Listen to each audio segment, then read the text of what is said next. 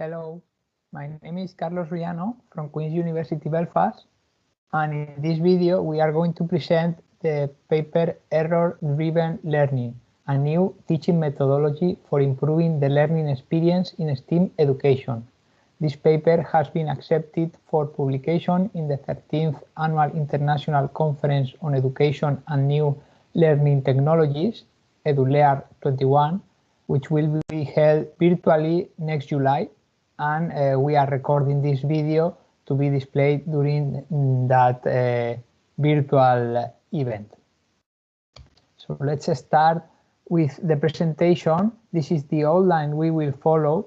We will briefly introduce the motivation, the reasons why we have done this work. Then we will explain the methodology that we have used, and finally we will present the results of using this methodology in a real use case and the conclusions of this work.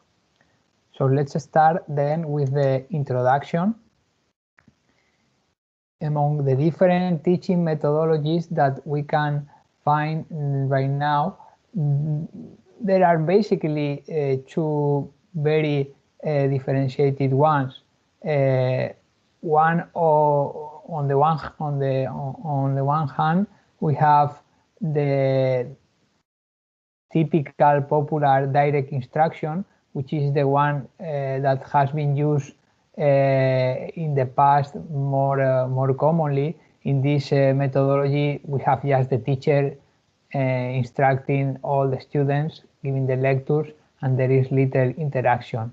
On the other hand, we have what we can call non-direct instruction, which is just trying to devise ways of involving more and engaging more the students in the learning process.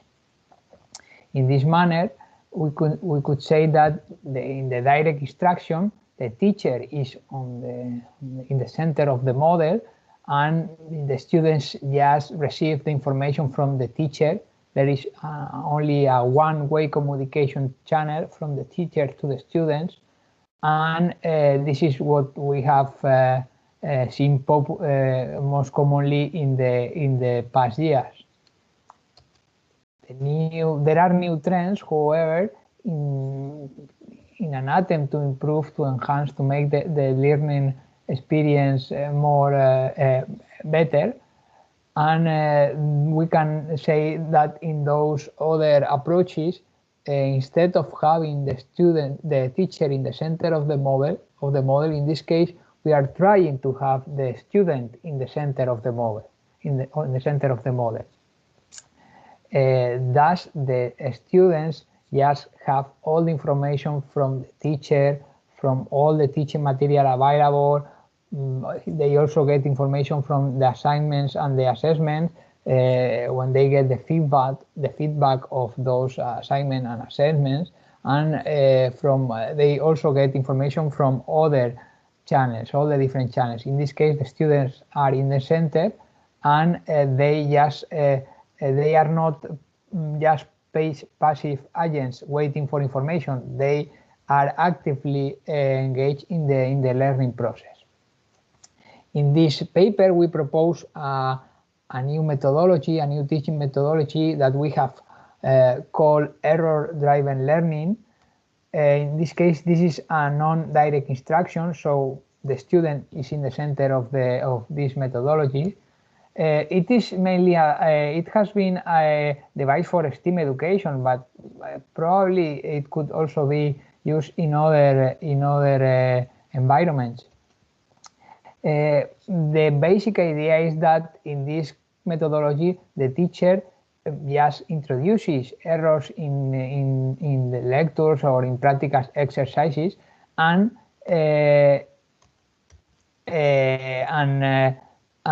by doing this, we try to engage more the students. We are going to explain a little bit more in which consists this methodology. So, as we have mentioned, in this methodology, the teacher introduces errors in the lectures and in the practical exercises, And what happens then is that the teacher, without explicitly mentioning that there is an error in a given exercise, for instance, encourages the students to detect and correct these errors. What do we expect with this methodology? So what we expect is that this kind of model increases the interactivity and participation in the lectures from the side of the students. Typically, we find that students are just there listening, and with this, maybe we can increase the participation. This also made that the students must be very attentive and engaged, because they know that perhaps there is some mistake in the information they are receiving, so they need to be more attentive.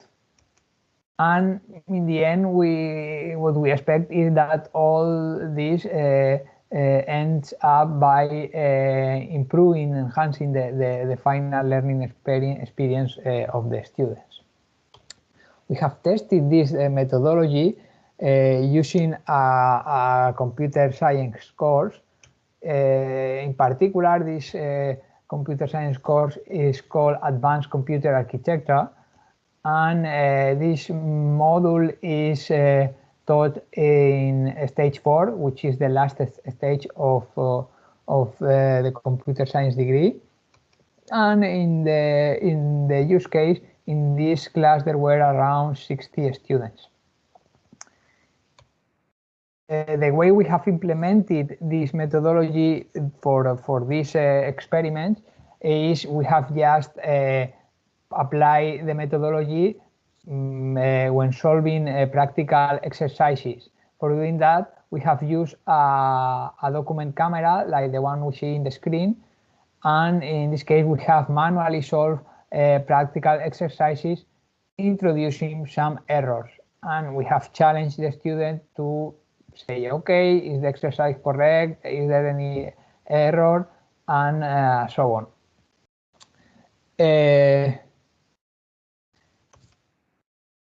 Now we are going to show the results of applying this methodology in the use case we have mentioned and in the way we have just mentioned. So after applying this methodology, we just did a survey among all the students, and we asked different questions. They are all detailed in the paper, but basically the most important question for this research was if the students like this method. We extended this option, this choice, by saying if the student like the method, and we say what we see in the screen. I like this method. Seeing typical mistakes raises a lot of questions, which in the end makes me better understanding the exercise. And the second choice they could select was, no, I don't like this method. It confuses me. I would prefer seeing the correct solution from the beginning. So in the survey, there were different questions. This was one of them. Apart, in the end, they were also given the possibility of leaving a free comment, so just text.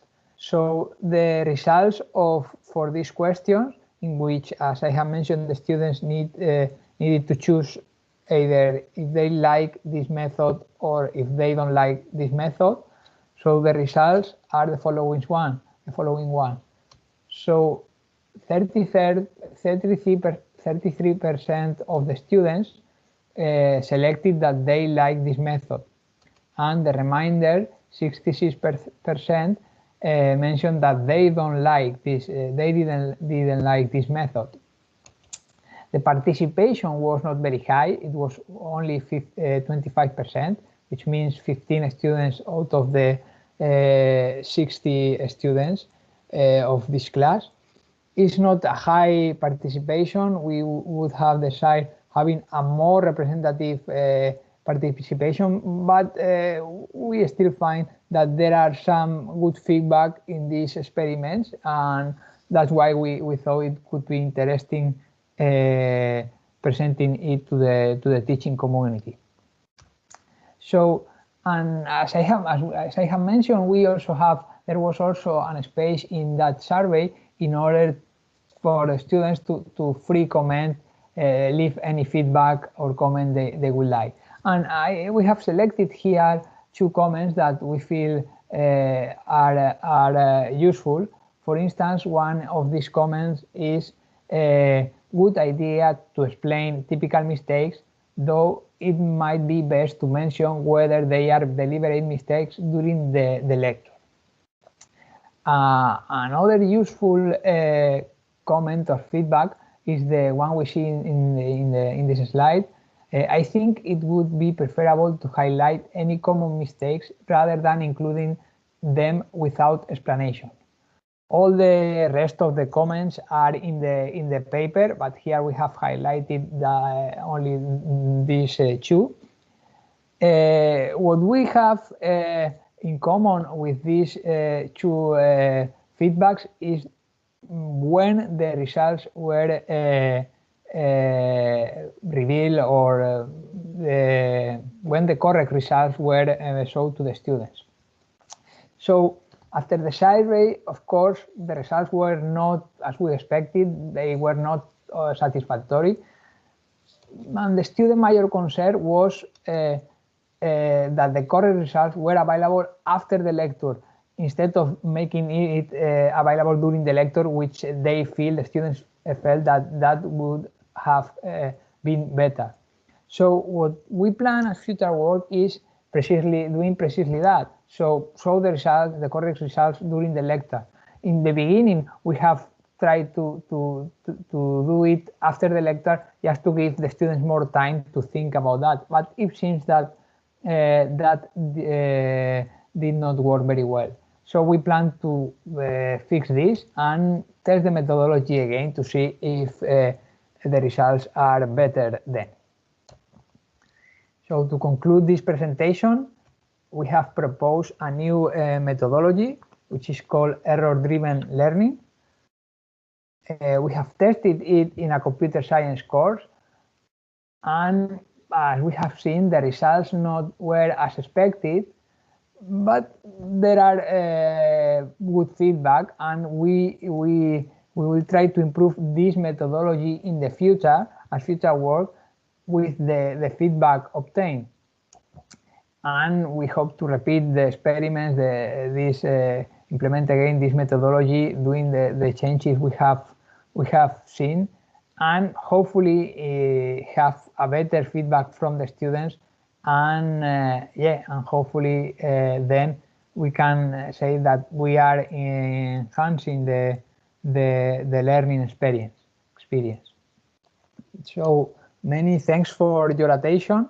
There are a lot of more details in the paper regarding the survey and what we have done, and we also show in the paper an example of a typical exercise we show with errors and what do we expect from students. So you have any questions, you can email me, and I would be more than happy to answer those questions. Many thanks for your attention. I hope you have a very nice day, and hope to see you physically in the EduLearn 2022. Bye bye. Thank you.